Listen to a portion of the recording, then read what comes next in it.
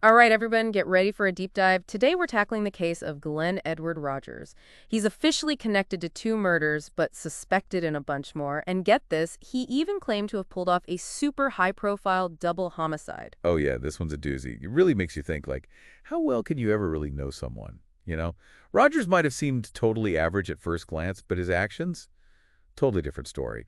So let's break it down. What do we know for sure? Can you take us back to the beginning, like the hard facts of the case? Okay, so the first murder we can link to Rogers happened in 1995. The victim was Sandra Gallagher. She was 33, a mom of 3, lived in Van Nuys, California. Last anyone saw her, she was with Rogers at this bar, McRed's. And then, tragically, they found her body the next day, in her truck. It was burned out, near Rogers' apartment. Wow. Okay, so how did investigators even connect Rogers to that scene? What was the evidence? Well, there actually a good bit of physical evidence and people who saw them together at that bar just before Gallagher disappeared. Put it all together, and it led to him being convicted for her murder in '99. Okay, but we mentioned 2 murders he's officially connected to. What about the second one? Right, so that would be Tina Marie Cribbs down in Florida. Last time anyone saw Cribbs, she was with Rogers leaving a bar. A few days later, her body was found in a motel bathtub. Hold on, the bathtub thing. That sounds familiar. Didn't another suspected case have that detail? You're totally right. Linda Price, another possible victim, they found her in a bathtub too, this time in Mississippi. It's this kind of creepy pattern that makes investigators think Rogers could be behind even more than those 2 confirmed murders. Okay, so before we get to those other suspected murders, walk us through Rogers' capture. I heard it was intense. Oh yeah, it's super dramatic. So after Cribbs' murder, they spotted Rogers in Kentucky driving her stolen car. What happened next? A total, 13-mile high-speed chase. It's like a movie. The cops even shot out his tires with a shotgun. He didn't stop after that. A shotgun blast. Nope. Didn't stop till a cop rammed him with the patrol car. Whoa! And didn't he say some pretty crazy stuff after he was arrested? Oh yeah. First he goes and confesses to, get this, 70 murders. 70. Come on, did anyone believe that? Well, it obviously freaked everyone out, cops, public, everyone. But then later, Rogers takes it back, says it was a joke. What a messed up joke, especially given, the whole situation. Do you think he was serious at all? Or just trying to, throw everyone off? Honestly, criminal psychologists have been going back and forth on that one for years. Some think maybe he meant it like a twisted way to deal with guilt. Others, they say it was just an act, make himself seem scary, get attention. We'll probably never know for sure. Makes an already complicated case even more confusing. So he's got 2 convictions, this crazy confession, and then on top of all that, he threw out another bombshell, right? Oh yeah, the big one, that he had something to do with the murders of Nicole Brown Simpson and Ron Goldman. Exactly. But before we get there, let's talk about those other suspected murders, Linda Price and Andy Giles Sutton. Good idea. So Linda Price, Rogers met her at the Mississippi State Fair back in '95. They even lived together for a bit. Shortly after, Price was found dead in her bathtub. Right away, it was suspicious, especially when they found Cribbs the same way later on. 2 women, bath clubs, both connected to Rogers. Definitely not a coincidence. What about Andy Giles Sutton? They found Sutton dead in her Louisiana apartment. This was only 2 days before they finally caught Rogers in Kentucky. She was slashed, lying on a waterbed that had been punctured. Again, the timing, the violence, it all pointed to Rogers. So we've got the 2 confirmed murders, 2 very likely connected deaths, and that crazy confession. And somewhere in this whole mess, he claims he was involved in the O.J. Simpson case. It's almost too much. Yeah, a lot to unpack for sure. And remember, this was all before he dropped the bombshell about Nicole Brown Simpson and Ron Goldman. Right, which is a whole other story. But before we get into that, let's rewind a bit. What about Rogers' early life? Were there any signs, like red flags, that hinted at this dark path he'd go down? Well, yeah, actually some pretty concerning things. He was born in Hamilton, Ohio in 1962. Even as a kid, there was trouble. What kind of trouble? He got kicked out of school before turning 16. And get this, his girlfriend back then, Deborah Ann Nix, got pregnant when she was only 14. That's a lot to handle for a young guy. Definitely points to a lack of stability. Anything else from his past that might help us understand what happened later? There's this unsolved case from '93 in Hamilton. Kind of hangs over Rogers' past. Mark Peters, an older guy, he befriended Rogers, gave him a place to stay. Then Peters turned up murdered in his own home. How did Peters die? Stabbing and strangulation. And guess what? Rogers vanished right after. Wow. So even before he went cross-country, there were signs of violence, like a total disregard for human life. Exactly. You put those early incidents together with everything that came later. It's what makes this story so fascinating and so chilling. You just got to wonder, at what point did things go so wrong? What pushed him towards this violence? Was it him? Was it something else? Yeah, it's a tough question, but it's one we need to think about if we want to really understand cases like this. Absolutely. We can't just focus on the crazy headlines. We have to try and understand why people do these horrific things. It's about human behavior. Okay, so we've set the stage. We've got the confirmed murders, the suspected ones, the wild confessions, and the early signs of trouble. Now let's dive into the claim that really got the world's attention, Rogers and the O.J. Simpson case. Okay, buckle up. This is where things get really wild. I'm ready. Lay it on me. What exactly did Rogers claim about Nicole Brown Simpson and Ron Goldman? And when did he even say anything about it? This didn't come out until 2012, way after he was convicted for Gallagher and Cribs. It was in this documentary, My Brother the Serial Killer, all about accounts from, well, Roger's brother, Clay. What did Clay say about his brother possibly being involved? Clay said that Glenn told him he was going to take her down, talking about Nicole Brown Simpson. He also said Glenn had met Brown Simpson a few weeks before the murders. So we have the brother saying Glenn confessed to him and that Glenn knew Brown Simpson. Anything else in that documentary to support all that? Oh yeah, they focused on these paintings Rogers did in prison. They claimed these paintings showed the murders of Brown Simpson and Goldman. They even brought in a criminal profiler who looked at everything, Rogers' behavior, the info they had, and he said, yeah, Rogers fit the profile of the killer. But the LAPD didn't buy any of it, right? Nope. Totally dismissed Rogers, the documentary, the whole thing. They said they had the evidence against O.J., and that was that. No reason to think Rogers was involved. So on one hand, you have Rogers making this huge claim, his brother backing him up, plus a profiler. But then the LAPD shuts it all down. Where does that leave us? Well, the thing is, Rogers was never actually charged with those murders. His claim, the stuff in the documentary, it's just that, a claim, nothing official. Wow. Okay, so at this point, we've got a convicted killer, 2 confirmed murders, 2 super suspicious deaths, and a confession to 70 murders that he took back. And then this huge claim about one of the biggest cases in history. It's a lot. It is, and it really raises questions about, like, what's the truth? Can we trust confessions? How much does the media influence what we believe? Definitely makes you wonder how much of what we think we know is real, and how someone like Glen Edward Rogers could exist, living a normal life while hiding these terrible secrets. It really does make you think about that. It's that kind of unsettling feeling, like the mystery, the not knowing. That's what keeps people so interested in true crime. I get that. I mean, we're drawn to these stories because they show us this dark side of people, but it can be pretty disturbing too, right? Absolutely. And I think it's important to remember, even as we're digging into this case, that we're talking about real people. Behind the headlines and the court stuff, there are families. There are people whose lives were cut way too short. That's true. It's easy to focus on the investigation, trying to figure out the killer, but we can't forget the real cost of these crimes. Right. And with Rogers, there's this pattern of violence, and it seems like he was targeting women specifically. Sandra Gallagher, Tina Marie Cribbs, Linda Price, Andy Giles Sutton, all women in their 30s, and like we said before, a lot of them found in bathtubs. Yeah, it's a chilling detail. Makes you think maybe there is some kind of ritual or like a psychological thing going on. Any theories about why he might have picked these women specifically? Well, there are a few. One is that he was looking for power, control. Maybe targeting women who seemed vulnerable made him feel dominant. Or another theory is that he had this deep anger towards women. Maybe something from his past he never dealt with.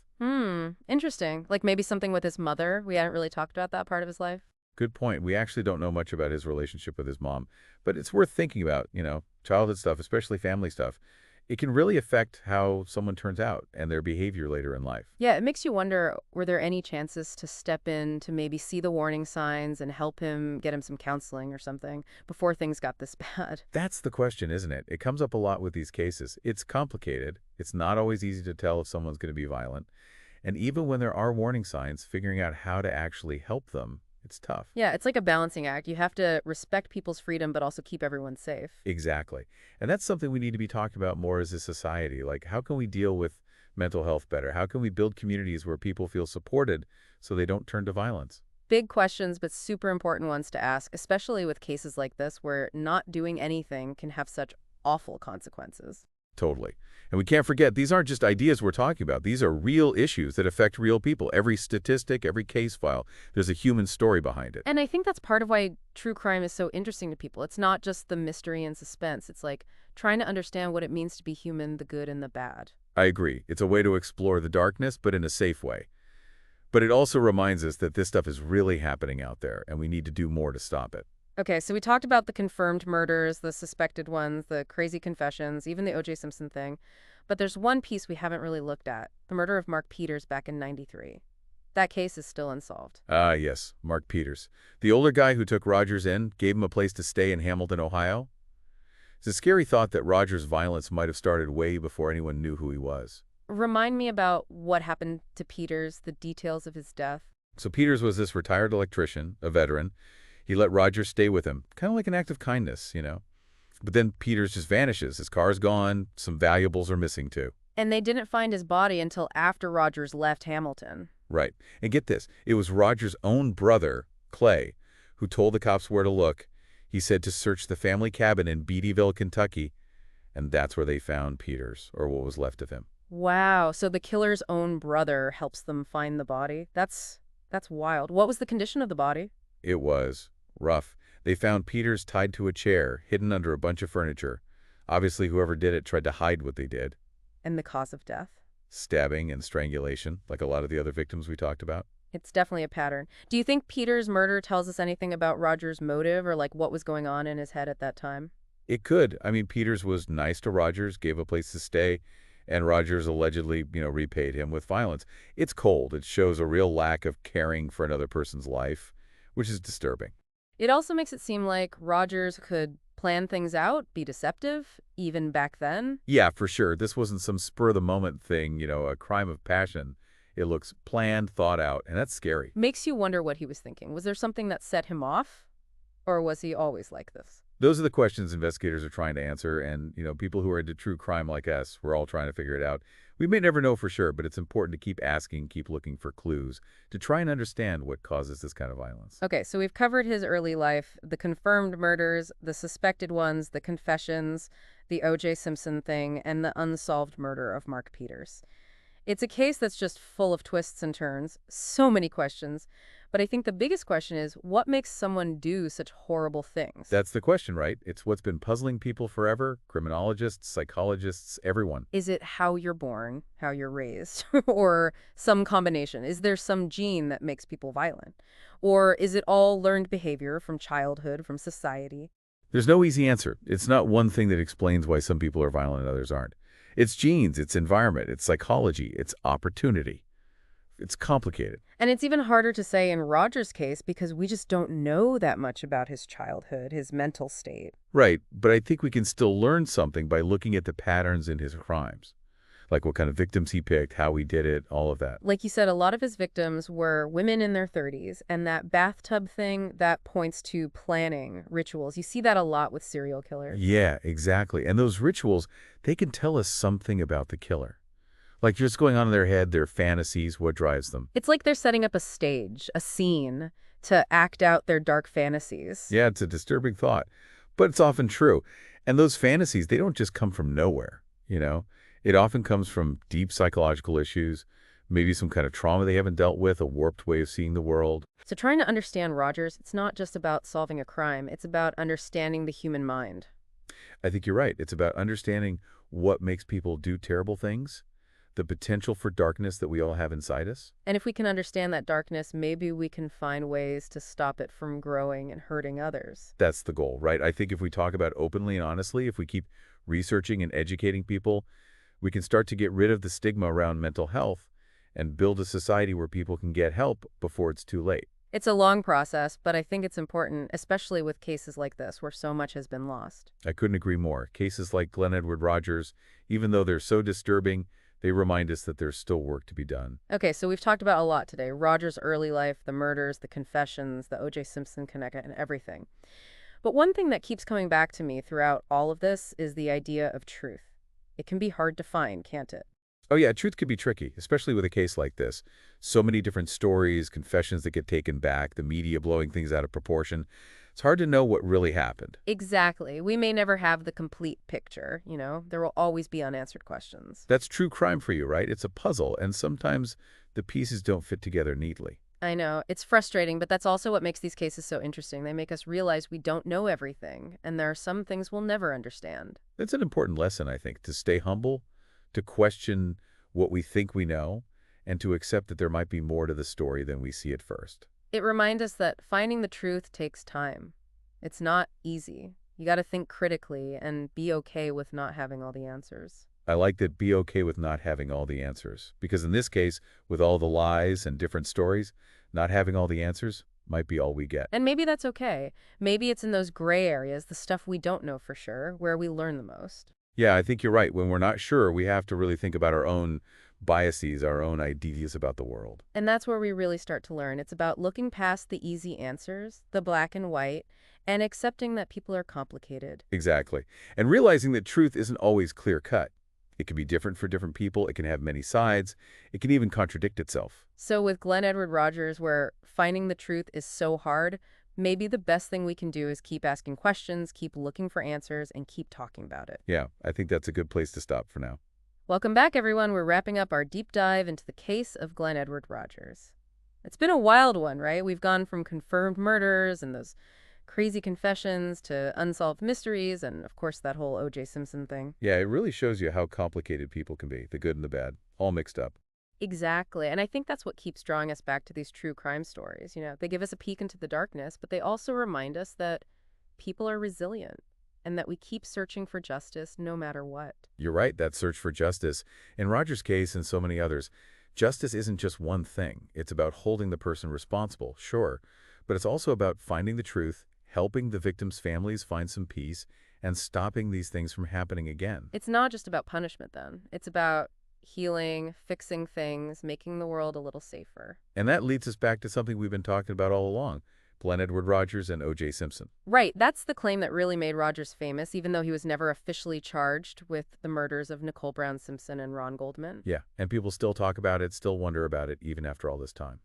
I remember when that documentary, My Brother the Serial Killer, came out. It was like a bomb went off. Everyone was talking about it, horrified, fascinated, and a lot of people didn't believe it.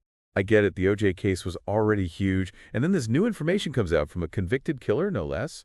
It was bound to cause a stir. It did. It made everyone rethink the O.J. case, made Rogers a household name, and made people wonder if there was more to the story than they knew. That's what true crime does, right? It gets you thinking, makes you question everything you thought you knew. It reminds you that even the cases that seem simple can have a whole lot going on underneath. Speaking of things going on underneath, I think it's important to talk about the media and all this. The media has so much power, especially in these high-profile cases. They shape how we see things. Absolutely. The way they tell the story, the angle they choose, what they focus on, what they leave out, it all affects how we understand what happened. And with social media these days, information spreads so fast, and everyone's got an opinion. We need to be careful about what we believe and be aware that the media can be biased, sometimes even sensationalized. You're so right. It's important to remember that news outlets, they have their own reasons for doing things. They want viewers, they want to make money, and that can affect how they present the news. So it's important to look at different sources, do your own research, and make up your own mind based on the facts, not just what one source tells you. Exactly. Don't take everything at face value. Look deeper, ask questions, and don't be afraid to disagree with what everyone else is saying. That's great advice for anyone who's into true crime or really any kind of investigative reporting. Be skeptical. Totally.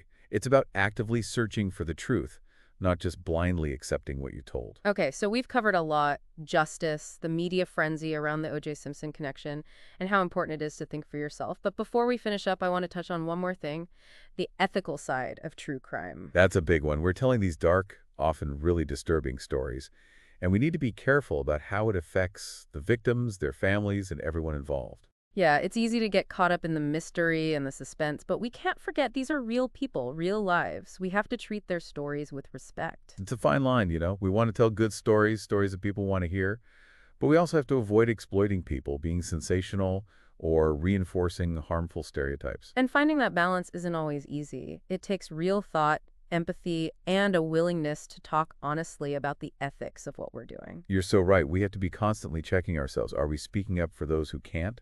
Are we honoring the victims? Are we helping people understand these complex issues? And if the answer to any of those is no, then we need to stop, rethink what we're doing, and change our approach. I think that's a great way to put it.